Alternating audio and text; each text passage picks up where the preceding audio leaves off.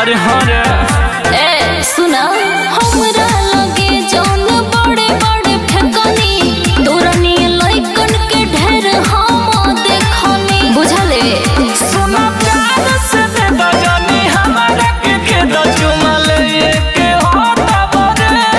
जो ना हल दूसरा से सट बरे बाकी तोरा से न पट बरे जवन मांगा तनी बटबे का ना रे के चमहर जिसे पटबे का अरे पट जो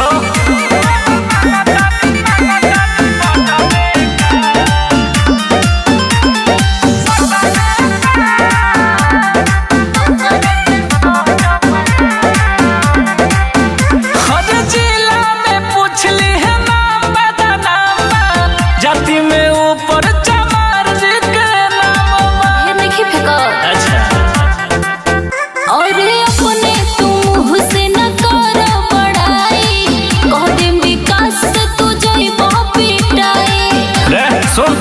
होई रोशन मिथिलेश बाबे बतिया विशेष कबहू ना पलट बरे भल दूसरा से सट बरे बाकी तोरा से न पट बरे जवन मांगा तनी बटबे का के चमहर जिसे पटबे का सोच के बताई